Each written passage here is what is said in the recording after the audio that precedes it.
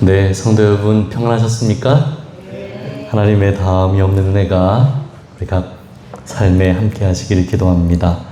오늘은 정로의 계단 제8장 그리스도에 이르기까지 자라남이라고 하는 주제로 함께 말씀을 나누겠습니다. 우리 마가복음 4장 26절부터 29절까지 있는 말씀을 우리 한 목소리로 좀 함께 읽어보겠습니다. 또 이르시되 시작.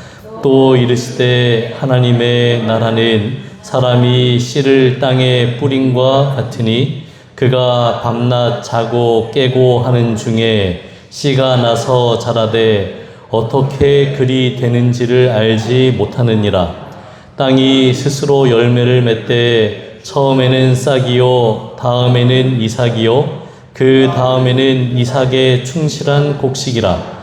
열매가 익으면 곧 낫을 대나니 이는 추수 때가 이르렀음이라. 아멘. 저희가 정로의 계단 1장 인류를 위한 하나님의 사랑부터 시작해서 죄인에게 필요한 그리스도, 회개의 고백, 헌신, 믿음과 받으심, 그리고 제자되는 증거, 이렇게 7장까지 함께 살폈고, 오늘은 제8장 그리스도에 이르기까지 자라남이라고 하는 제목으로 말씀을 살피겠습니다. 그리스도인 생애에 중요한 것을 말한다면 첫 번째는 거듭남이죠. 태어나는 것이 필요하잖아요. 두 번째는 자라남입니다. 그리고 세 번째는 열매 맺음까지 이렇게 말할 수 있겠죠. 그런데 이 세 단계는 구별되어 있지 않고, 구별될 수는 있지만 나누어지지 않습니다. 태어난 모든 생명은 자라게 되어 있고, 그리고 열매 맺게 되어 있기 때문에 그 단계가 매 단계마다 이어진다는 것을 알 필요가 있습니다. 하나님의 자녀로 거듭났다라는 것을 좀 우리가 흔히 하는 표현으로 바꾸면 그의 품성이 변화되었다라고 그렇게 말할 수가 있어요. 생애입 67쪽에 우리는 하나님의 자녀가 되면 품성이 변화된다. 성경은 이 변화를 새로남이라고 한다. 이렇게 하겠습니다. 어떻게 품성이 좀 변하는 것 같습니까? 아닙니까? 이 거듭남에 대해서 이야기할 때에 그의 품성이 변화된다라고 이야기하고 있고, 그리고 이것을 새로남, 이것을 거듭남이라고 그렇게 이야기하고 있습니다. 우리가 이제 고민이 좀 많죠. 이 품성이 정말 변하는가? 사람들이 흔히 하는 말로 사람은 변하지 않는다 이렇게 이야기를 할 정도로 사람이 변하지 않거든요. 그래서 신앙적 관점에서 가장 놀라운 기적은 물이 포도주로 변하는 기적도 아니고 오병이어의 기적도 아니고 사람이 변하는 것이 가장 놀라운 기적입니다. 왜 이것이 놀라운 기적인가? 이것은 하나님 편에서 단독으로 할 수 있는 일이 아니기 때문에 그렇습니다. 물이 포도주로 변하는 것은 하나님께서 말씀하시면 그렇게 되는 것이고, 오병이어의 기적도 하나님께서 하시면 되는데, 사람이 변화되는 것은 하나님께서 말씀하신다고 되는 것이 아니고, 하나님의 그 놀라운 은혜에 사람이 반응할 때에 그 일이 일어나기 때문에 그런 것이죠. 그런데 우리가 기억해야 될 것은 사람이 변한다는 것입니다. 하나님의 은혜와 능력은 내가 타고난 본성보다 강하다는 거예요. 그래서 내가 처음에 태어나기는 성격, 부모님께 물려받은 성격은 전혀 이런 옳지 않은 혹은 거칠고 투박한 성격이었지만 그리스도 안에서 변화가 됩니다. 그 대표적인 사람이 누구냐면 사도 요한이에요. 요한이 우리가 사랑의 사도라고 늘 이야기를 하니까 날 때부터 성격이 좋았던 것 같지만 사도 요한의 별명이 뭐였습니까? 우레의 아들이에요. 그 사마리아 사람들 막 하늘에서 벼락이 내려 다 어떻게 됐으면 좋겠다 할 정도로 성격이 우레의 아들이라고 별명이 붙을 만큼 이렇게 뭐랄까요, 다른 사람들에 대해서 자비가 많고 동정심이 많은 그런 사람이 아니었는데 그가 어떤 사람으로 바뀌었어요? 사랑의 사도라고 불릴 만큼 완전히 새로운 사람으로 바뀐 거거든요. 베드로도 마찬가지고 바울도 마찬가지고 다 완전히 다르죠. 그의 타고난 성향이 전혀 다른 성격으로 바뀌는, 내가 가지지 못한 어떤 새로운 성향을 받는 것이 아니라 내 속에 있는 하나님의, 내가 타고났던 그 은혜의 성향이 하나님의 은혜로 새롭게 변화된다는 겁니다. 그것을 우리가 새로남이라고 그렇게 성경이 가르치고 있는 것이죠. 그래서 이 우리의 삶은 씨앗과 같아서 심겨지고 그리고 싹을 틔우고 새롭게 자라나는 것이라고 할 수 있고, 또 베드로전서 2장에서는 갓난 아기들 같이 이렇게 했거든요. 그러니까 그리스도인들이 예수 그리스도를 개인의 구주로 받아들인다면 그는 뭐와 같습니까? 갓난 아기와 같다 그랬어요. 오늘 아침 기도력에 청소년기에 배운 교육이 평생을 좌우할 만큼 중요하다고 그렇게 했지 않습니까? 그러니까 우리가 갓난 아기로서 거듭나게 되는데, 이 갓 태어난 아기들은 양분을 충분히 섭취하고 그리고 어떻게 해요? 구원에 이르도록 자라나게 되는 것입니다. 이사야서 61장은 이렇게 하겠습니다. 무릇 시온에서 슬퍼하는 자에게 화관을 주어 그 죄를 대신하며 기쁨의 기름으로 그 슬픔을 대신하며 찬송의 옷으로 그 근심을 대신하시고 그들이 의의 나무 곧 여호와께서 심으신 그 영광을 나타낼 자라 일컬음을 받게 하려 하심이라. 이렇게 하겠습니다. 하나님의 백성들은 하나님께서 심으신 나무와 같아서 이 나무가 자라나 아름다운 열매를 맺을 때에 그의 삶에 풍족함이 있을 뿐 아니라 이것으로 하나님께 영광이 된다고 그렇게 이야기하고 있는 것이죠. 그러니까 우리의 삶에 이 거듭난 그리스도를 개인의 구주로 받아들인 그 개인의 삶에 필요한 것은 마치 땅에 뿌려진 씨앗이 싹을 틔운 다음에 반드시 자라나는 것처럼 그렇게 자라남이 필요하다는 것입니다. 그리고 이사야서는 그 자라남의 삶의 모습을 하나님께 영광을 돌리는 삶이라고 그렇게 이야기했어요. 오늘 우리의 삶의 모습을 통하여 하나님께서 영광 받으시는가? 우리가 생각을 해봐야 돼요. 내가 교회 안에서 그리스도인으로 살지만 사실은 우리의 삶은 일상이 더 많지 않습니까? 근데 일상을 살아갈 때에 우리의 이웃, 내가 직장에서 만나는 이들, 혹은 나를 알지 못하나 나를 지켜보는 어떤 그런 이들의 시선을 통하여 하나님이 어떤 분인지가 배우게 되는 거거든요, 그들이. 그래서 우리가 하나님께 영광 돌리는 그런 삶을 살아야 된다는 것을 그리스도인들은 늘 기억을 해야 돼요. 한국 기독교의 가장 큰 실수라고 하기는 그렇고 참 잘못된 점이 하나 있는데 그게 기복신앙이거든요. 자기가 복을 받아야 돼요. 그러니까 물질적인 축복도 그렇고 그냥 좀 더 좋은 의미로서도 내가 구원을 받기를 원해요. 이것이 한국 기독교에 가지고 있는 이 방향인데, 사실 그리스도인의 삶의 방향은 나로 말미암아 하나님이 영광 받으시는 것이 굉장히 중요하다는 것을 기억해야 됩니다.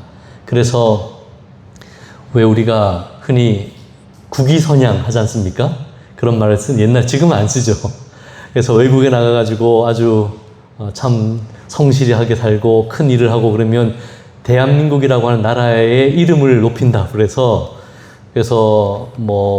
큰 대회에서 메달을 따면 군대를 면제해 주기도 하고 이런 걸 했던 이유는 국위선양. 그러니까 우리가 우리의 삶이 하나님의 나라의 백성으로서 이 세상에 파견된 사람들처럼 그렇게 살면서 우리의 삶의 여러 모습으로 하나님께 영광을 돌려야 되는 것입니다. 그래서 예수님께서 니고데모와의 대화 가운데 내가 거듭나야 하겠다고 말씀하셨고, 거듭나지 아니하면 하나님 나라를 볼 수 없다고 이렇게 하셨는데, 우리가 그리스도로 말미암아 거듭남을 경험하지 않습니까? 그런데 거듭난 사람이 자라는 것은 어떻게 자라는가? 그것도 마찬가지로 그리스도로 말미암아 자라난다는 것입니다. 우리가 싹을 틔우는 것도 하나님의 은혜로 말미암아 싹을 틔우는 것이고, 그 자라남도 이제는 싹을 틔웠으니 너 알아서 해봐라가 아니라 하나님과 연결되어 있으므로 자라남을 경험하게 된다는 것이죠. 아까 읽었던 본문의 말씀 다시 보면 땅이 스스로 열매를 맺되 처음엔 싹이요 다음엔 이삭이요 그 다음에는 이삭의 충실한 곡식이라고 그렇게 이야기했습니다. 우리의 삶이 이와 같은데, 자, 우리가 이제 자주 쓰는 말로 하면 이 싹과 이삭과 충실한 곡식, 이 중에 언제가 완전한 모습입니까? 우리가 이제 그 이삭이 충실한 곡식을 맺을 때 그때 우리는 완전하다고 생각하지만, 그러나 싹은 싹으로서 완전한 거예요. 싹에게 더 무엇을 요구할 수 있습니까? 싹은 싹으로서 완전해요. 자라면 그 자라는 과정 자체가 완전합니다. 그래서 그 다음에 자라면 당연히 이삭의 충실한 곡식을 열매 맺기까지 되는 거잖아요. 그러니까 신앙의 모든 단계는 하나님 안에서 완전한 거예요. 우리가 볼 때는 아직 열매를 맺지 못했으니 뭔가 불완전해 보일 수 있지만, 그리스도와 연결되어 있으므로 그가 자라나고 있다면 그의 삶이 완전한 겁니다. 그래서 구원받은 사람이 누굽니까? 우리가 볼 땐 전혀 아무것도 아니고 겨우 싹을 틔운 것 같지만 구원받는 사람이 누가 있어요? 십자가의 강도. 십자가의 강도는 뭐 아무것도 한 게 없는 것 같잖아요? 그의 삶에 뭐 대단한 전도를 해가지고 전도상을 받은 것도 아니고 대단한 변화의 열매를 보인 것도 아닌데 막 싹을 틔웠어요. 그리고 믿음을 표현함으로 당신의 나라가 임하실 때 나를 기억해달라고 하는 그의 확실한 온전한 믿음을 표현함으로 거듭남을 경험했는데, 그가 하나님 앞에 어떤 존재가 된 겁니까? 구원받을 만한 완전한 존재가 된 겁니다. 그래서 우리의 신앙의 인간적 잣대로 그의 신앙이 얼마나 자랐는가를 측정하는 것은 하나님의 보시는 것과 달라요.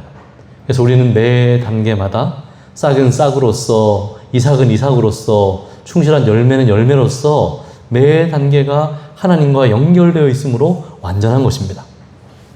그래서 이스라엘 백성들에게 말하기를 하나님은 이스라엘에게 이슬과 같겠고 그가 백합과 같이 피고 레바논의 백향목같이 뿌리가 박히고 가지가 퍼지고 아름다운 감람나무 같고 향기는 레바논 백향목 같으리니 그 그늘 아래에 거주하는 자가 돌아올지라. 그들은 곡식같이 풍성할 것이며 포도나무같이 꽃이 필 것이며 그 향기는 레바논의 포도주같이 되겠다고 이렇게 하겠어요. 그러니까 하나님의 백성이 하나님의 은혜 가운데 머무를 때에 그들은 자라나게 되고 향기를 품게 되고 열매 맺게 되고, 그리고 그 그늘 아래 수많은 사람들이 쉼을 얻게 될 것이라고 이야기합니다. 오늘 이와 같은 아름다운 성장이 우리의 삶에 있게 되기를 간절히 바랍니다. 우리가 하나님 안에 머물 때에 그리스도께서 주시는 그 은혜를 힘입어 자라나게 됩니다. 식물은 하늘로부터 오는 해와 비와 땅으로부터 오는 양분을 받아 자라잖아요. 그와 마찬가지로 우리도 하나님께로부터 오는 것을 받을 때에만 자라나요. 사람은 자기 속에 있는 것으로 생명을 유지할 수 없습니다. 우리가 날마다 쉬지 않고 하는 것인데 이게 뭡니까? 숨 쉬는 거예요. 이 숨을 쉴 때에 밖에 있는 공기가 안에 들어오잖아요. 그리고 내 속에 있는 안 좋은 것을 내뱉고 그 밖에 있는 것이 들어와야 살 수 있어요. 음식을 먹을 때 밖에 있는 음식이 들어와야 내 삶이 유지가 돼요. 우리 영적인 생애도 마찬가지입니다. 내 속에 있는 무엇인가, 내가 가지고 있는 의지와 능력과 내 품성의 어떠함으로 내가 자라나는 것이 아니고 밖으로부터 그 능력이 와야 돼요. 그 능력은 누굽니까? 그리스도이신 것입니다. 우리가 어떻게 자라나는가? 우리 정로기도 68쪽에 식물은 오직 하나님께서 주시는 것을 받음으로써만 자란다. 그것들은 걱정하거나 염려하거나 일하지 않는다. 아이는 자신의 힘이나 염려로서 더욱 키가 커지게 할 수 없다. 영적 삶에 있어서도 우리는 걱정하거나 일함으로 자라날 수 없다. 우리가 막 그냥 걱정하고 어떻게 해야 되지 이런다고 내 영적으로 성숙하는 것도 아니고, 막 내가 하나님의 일을 열심히 막 하면 내가 잘하는 것 같이 생각되지만 그것도 아니라는 겁니다. 식물과 아이는 그들에게 필요한 것, 곧 공기, 햇빛, 음식을 받음으로 자라난다. 이러한 천연계의 선물이 식물과 동물에게 주어지는 것처럼 그리스도께서도 당신을 신뢰하는 사람들에게 오신다고 이야기했습니다. 그래서 우리가 믿음으로 자라는 이 신앙 가운데서 자라나는 것은 교회를 오래 다녔기 때문에 자라는 게 아니고 그리스도에게서 날마다 받음으로 자라나게 되어 있다는 것입니다. 우리 정로의 계단 68쪽에 있는 걸 다 함께 좀 읽어볼까요? 하나님은 시작. 하나님은 놀라운 선물 곧 당신의 아들을 세상에 주셨다. 비할 데 없는 이러한 선물은 은혜의 공기로 이 세상을 둘러쌌다. 이 공기는 우리가 숨쉬는 공기와 마찬가지로 실제적이다. 중요해요. 그냥 머릿속에 상상 속으로 하나님이 나에게 뭔가 주시겠지 이게 아니고 하나님께 주시는 그 은혜는 우리가 날마다 공기를 마시고 숨을 쉬는 것이 실제인 것처럼 하나님께로부터 오는 선물 그리스도의 능력은 마치 그것과 마찬가지로 실제적으로 나에게 은혜가 영향을 미친다는 것입니다. 그래서 그리스도께서 우리와 함께 하실 때에 우리가 그리스도로 말미암아 자라게 되는데 만일 우리가 이 생명을 주는 그리스도의 은혜를 받는 길을 택하면 우리는 예수 그리스도 안에 살면서 장성한 남녀들이 될 것이다 라고 그렇게 가르치고 있습니다. 우리가 하나님 안에서 생애할 때에 그분이 우리의 삶에 해가 되시고 비가 되시고 내 생애의 방패가 되신다는 것을 경험하게 될 것이고 그리고 은혜의 공기를 날마다 호흡하면서 우리의 삶이 건강하게 자라게 되는 것입니다. 우리가 어떻게 세상의 아름다운 품성을 드러내므로 하나님께 영광을 돌릴 수 있는가? 잘 생각을 해보면 꽃이 아름답잖아요. 그죠? 우리 매주 이렇게 아름다운 꽃을 우리가 보는데 꽃이 아름다운 것은 꽃이 아름다워서가 아니고 빛이 있어서입니다. 꽃은 그 빛을 반사하기 때문에 아름다운 거예요. 그래서 빛이 사라지면 꽃의 아름다움도 함께 사라지게 되어 있어요. 그와 마찬가지로 그리스도인들이 이 땅에서 아름다운 생애를 사는 것은 우리가 뭔가 품성이 대단히 훌륭해서가 아니고 우리가 그리스도를 반사하기 때문에 세상에 아름다운 빛을 드러낼 수가 있는 것입니다. 그래서 예수님께서 이 땅에 계실 때에 가장 많이 하신 것은 하나님의 뜻을 이루기 위하여 날마다 그분과 교통하는 생애를 사신 거거든요. 만약 우리가 그와 같이 생애할 수 있다면 우리는 세상에 하나님의 영광을 드러내는 빛의 통로가 될 것입니다. 그래서 우리가 하나님의 백성이라는 것을 그리고 이 세상에 열매 맺는 사람들이라는 것을 온 세상이 알게 될 것입니다. 예수님께서 우리에게 하신 비유 가운데 요한복음 15장에 나오는 포도나무의 비유가 있지 않습니까? 다 잘 아시는 것처럼 너희가 내 안에 있으면 열매를 많이 맺겠다고 말씀하시면서 나를 떠나서는 너희가 아무것도 할 수 없다라고 하셨는데 우리가 이 말씀을 늘 기억해야 돼요. 우리가 신앙을 할 때 뭘 항상 기억해야 되냐면 내가 예수님을 떠나서는 아무것도 할 수 없다라는 사실을 늘 기억해야 됩니다. 그래야 우리가 말씀을 묵상하고 그리고 입술로 하나님을 찬양하고 어떤 결정을 할 때에 기도하게 되어 있습니다. 우리는 하다 막히면 하나님께 나와서 기도하는 경우가 종종 있는데 그렇게 하지 말고 처음부터 하나님께 기도해야 돼요. 우리가 어떤 법률적인 문제가 생기면 변호사를 찾아가잖아요. 당연히 변호사를 찾아가야죠. 왜냐하면 내가 아는 게 없으니까. 성경에 뭐 그런 법적인 문제가 나와 있지 않으니까. 그러나 변호사를 찾아가기 전에 기도해야 돼요. 우리가 다리가 다치고 뭔가 몸이 아프고 하면 당연히 병원을 가야죠. 집에서 뭔가 무릎을 하고 기도한다고 해서 부러진 뼈가 낫거나 그러지 않거든요. 그러나 그 일을 하기 전에 병원에 가기 전에 우리가 먼저 기도하는 지혜가 필요한 거예요. 하나님께서 주시는 지혜를 힘입고 그리고 우리의 방법을 하나님께서 주시는 인도를 따라서 그 일들을 행하는 것이 필요합니다.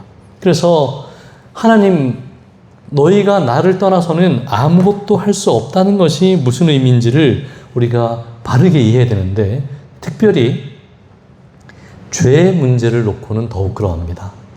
우리가 참 그리스도인으로서 이 땅을 살아갈 때에 우리의 마음을 가장 무겁게 하고 괴롭게 하는 것은 죄의 문제인데, 그 문제를 해결하는 방법은 하나님께 나아가 그의 은혜를 얻는 길 말고는 방법이 없어요.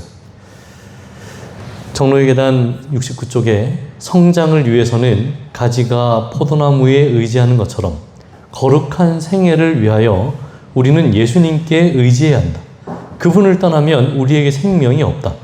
그분 안에서 살 때 우리는 자라나서 열매를 맺게 될 것이다. 우리는 시냇가에 심은 나무와 같아질 것이다. 이렇게 하겠습니다. 우리가 예수 그리스도를 떠나서는 생명이 없다는 것. 아까 예수님 말씀하신 것처럼 나를 떠나서는 너희가 아무것도 할 수 없다는 말씀이 무슨 말인가? 우리가 잘 알아야 돼. 우리가 뭐 하루 종일 예수님 생각하지도 않고 말씀 보지도 않고 기도하지 않고도 내 삶을 사는데 아무 문제가 없죠. 그러나 그 생애는 그리스도 안에서의 생애가 아니라는 것을 이야기합니다. 그러니까 여기서 나를 떠나서는 아무것도 할 수 없다는 것은 무슨 말이냐면, 우리가 그리스도 안에서 살기 위하여 어떻게 할 것인가? 그것은 그분과 날마다 연결되어 있어야 된다는 것입니다. 그래서 그리스도는 처음이요, 마지막이요, 영속적이어야 한다. 그는 알파와 오메가, 처음과 나중이. 그리스도는 그 사이에 시작과 끝에만 있는 것이 아니라 처음부터 끝까지, 이런 말이잖아요. 그리스도가 내 삶의 처음부터 끝까지가 되시기를 간절히 바랍니다. 그래야 우리가 안전한 거예요.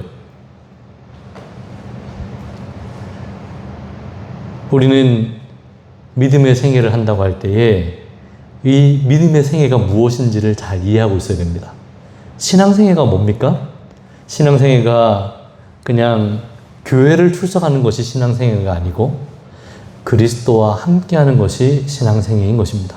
그래서 그의 삶에는 항상 기도가 있어요. 이 기도라는 것은 무릎을 꿇고 드리는 정해진 기도만을 포함하고 그것을 말하는 것이 아니라 우리의 모든 삶에 하나님께 묻는 기도가 있는 것입니다. 그리고 믿음으로 그분께 내어 맡기고 하나님께서 주시는 지혜를 쫓아 우리의 일들을 처리하는 그런 모든 삶을 말하는 것이죠. 시편 기자는 이렇게 이야기했는데, 내가 여호와를 항상 내 앞에 모시며 그가 나의 오른쪽에 계심으로 내가 흔들리지 아니하리로다. 이렇게 하겠습니다. 항상 그분이 내 곁에, 내가 그분 안에, 그분이 내 안에 계시는 그런 삶을 사는 것이 그리스도 안에서 자라나는 비결이라고 가르쳐주고 있습니다. 그래서 우리가 신앙생활을 해나갈 때에 우리가 하루 종일 성경을 펴고 읽을 수는 없잖아요. 그죠? 하루 종일 기도만 하는 것도 아니잖아요. 우리 일상을 살아야 돼요.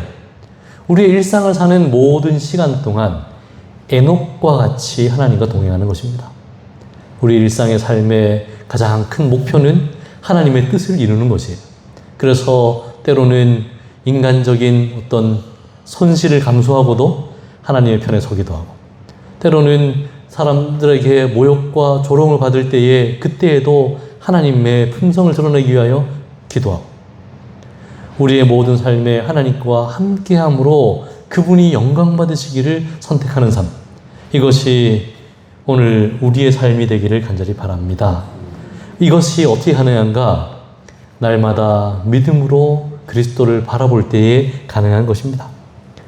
그대는 믿음으로 그리스도의 것이 되었다. 그대는 믿음으로, 그리고 또한 주고받음으로 그분 안에서 자라나야 한다. 모든 것, 곧 그대의 마음과 그대의 정신과 그대의 사업을 그분께 바쳐라. 그대의 자신을 그리스도께 바쳐 그분께서 그대에게 요구하는 모든 것에 순종하라고 그렇게 가르쳐 주셨습니다. 오늘 우리가 우리의 삶에 그분이 주인이시라는 것. 전에 어떤 글에 보니까 그런 글이 있어요. 연애 시간에 읽은 건데, 많은 사람들이 그리스도를 개인의 구주로 받아들이는 것은 기뻐하지만 그분이 내 삶의 주인이라는 것을 인정하는 것은 그렇게 원하지 않는다. 이런 말씀이 있습니다.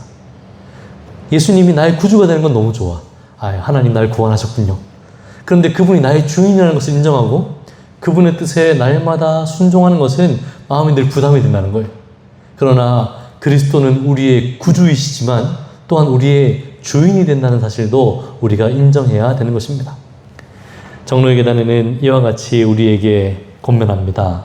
매일 아침 그 하루를 위하여 하나님께 그대 자신을 드려라. 그대의 모든 계획을 그분께 말씀드려라.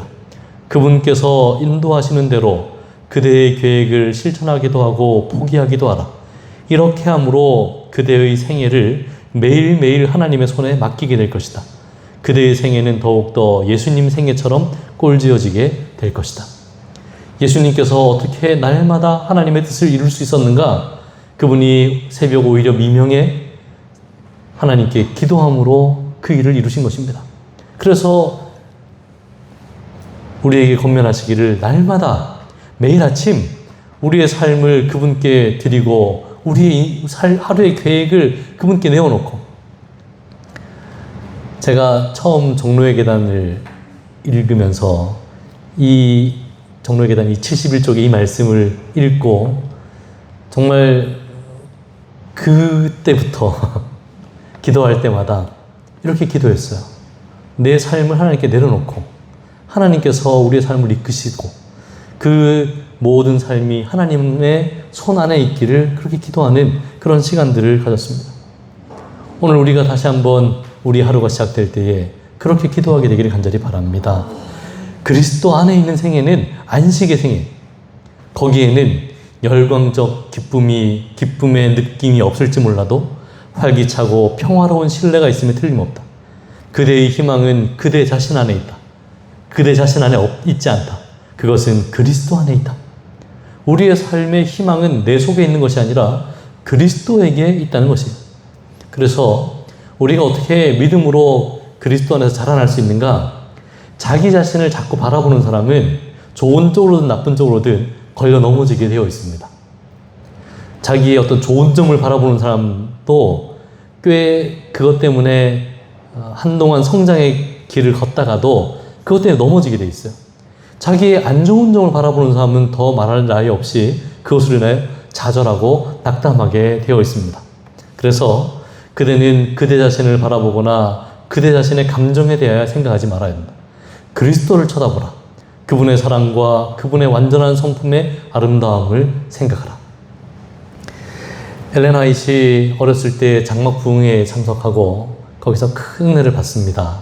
그리고 그의 삶에 회심의 경험을 하고 그리고 그가 돌아오는 모든 시간 동안 기쁨이 가득해요.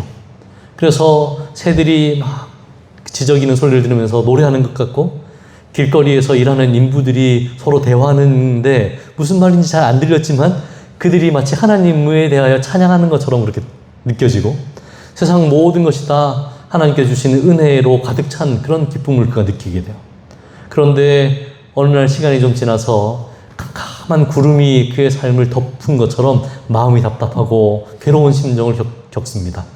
그래서 어린 그 엘렌 하모니죠. 하모니 어머니에게 그 신앙 상담을 해요.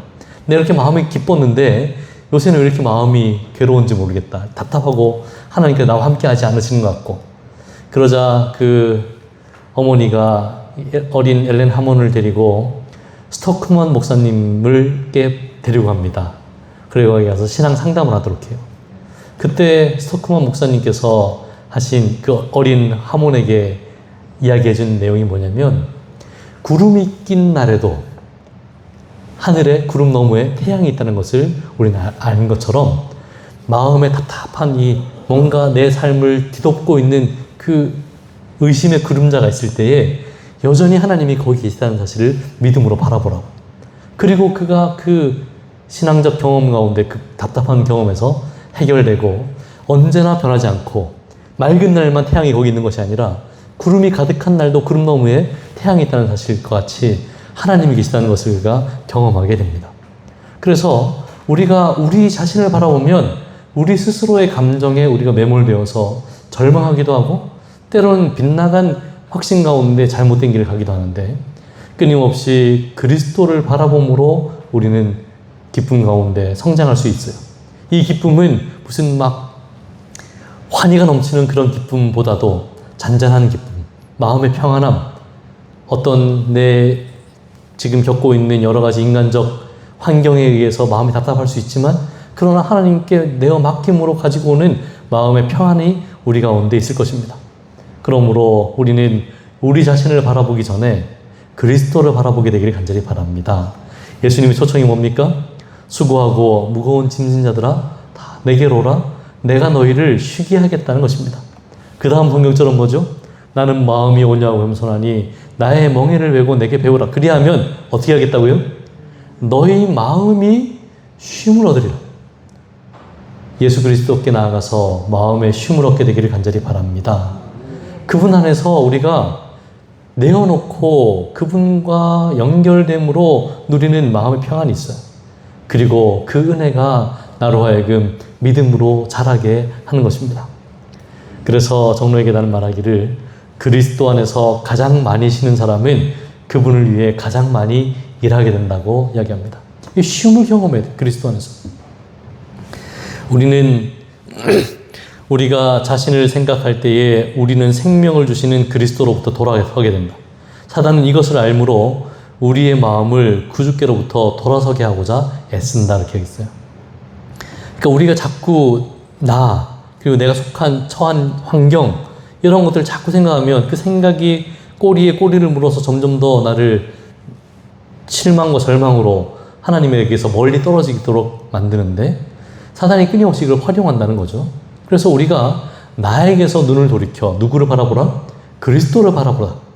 우리가 내 삶에 대해서 생각하는 시간을 멈추고 하나님이 어떤 분인지 그리스도가 나를 위해서 무엇을 하고 계신지를 생각해야 되는 것입니다. 정로의 계단에 보면 사단이 우리로 하여금 그리스도에게서 멀어지도록 사용하고 있는 방법이 몇 가지가 나오는데 첫 번째는 세상의 쾌락을 이용하여 우리로 하여금 하나님께서 멀어지게 한다고 합니다. 사단은 세상의 쾌락을 이용하여 우리의 마음을 하나님께로부터 떠나게 하고자 애쓴다 이렇게 하겠어요. 그러니까 거기에 한 군데 마음을 빼앗기면 이쪽으로 갈 마음이 남아있지 않는 거죠. 또 두 번째는 걱정과 슬픔을 이용한다고 했어요. 그러니까 끊임없이 걱정하고 마음에 슬퍼하고 염려하고 하는 것들로 하여금 우리 하게 되면 우리가 하나님에게서 떠나게 되어 있다는 겁니다. 사단은 생애의 걱정과 슬픔을 이용하여 하나님에게서 떠나게 한다. 세 번째는 결점과 약점을 이용한다고 했는데 다른 사람들의 잘못과 우리의 결점과 약점들을 이용해서 하나님에게서 떠나게 만든다. 그는 우리의 마음을 하나님에게서 돌아서게 하고자 다른 사람들의 잘못과 우리의 결점과 약점들을 이용한다 그렇게 이야기합니다.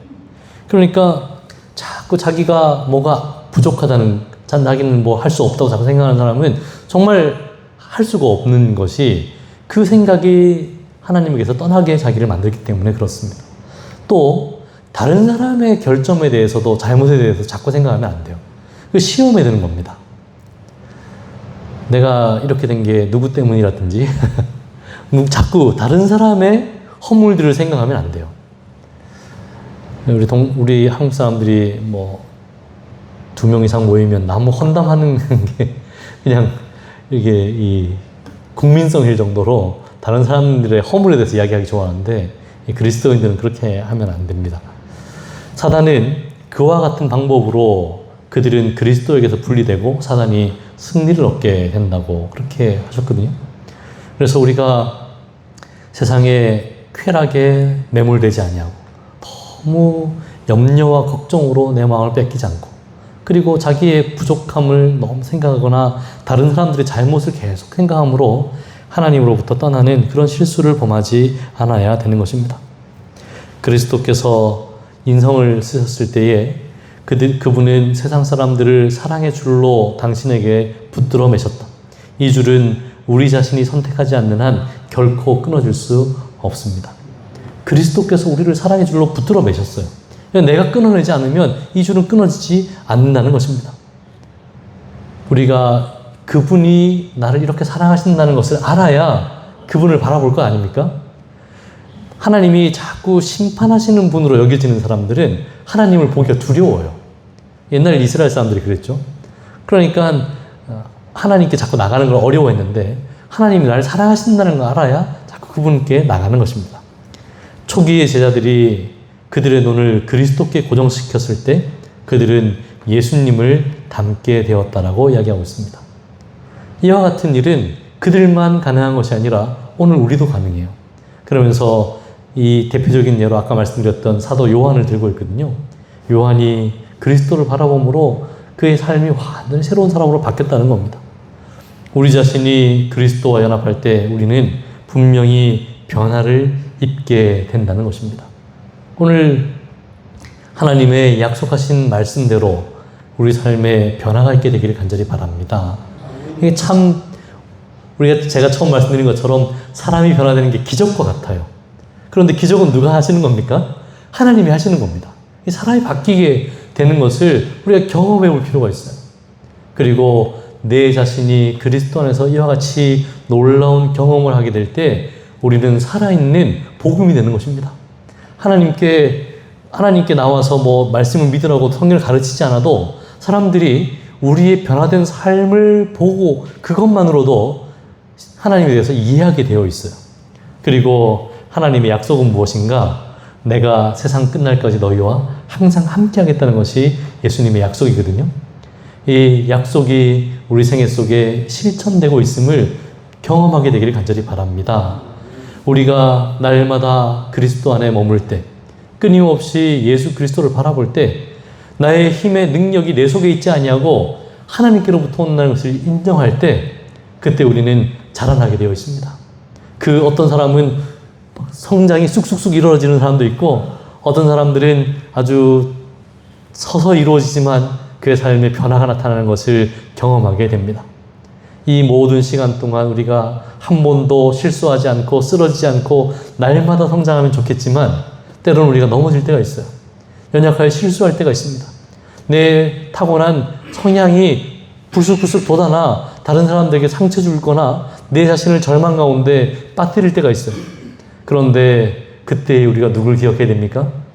우리를 위하여 대언하고 계시는 예수 그리스도를 기억해야 됩니다.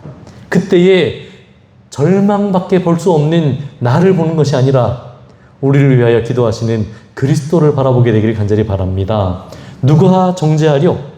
죽으실 뿐 아니라 다시 살아나신 이는 그리스도 예수시니 그는 하나님 우편에 계신 자요 우리를 위하여 간구하시는 자라고 했습니다. 우리가 바라볼 분은 우리를 위하여 기도하시는 분이세요. 우리가 나아가는 분은 우리를 위하여 피 흘리신 그리스도십니다. 그러므로 그분께 우리의 삶을 내어 맡길 때 우리는 그리스도 안에서 승리를 경험하게 될 것입니다. 이 안식일 다시 한번 우리의 삶을 그분께 드림으로 그 안에서 승리를 맛보는 저희 모두가 되길 바라면서 말씀을 줄이겠습니다.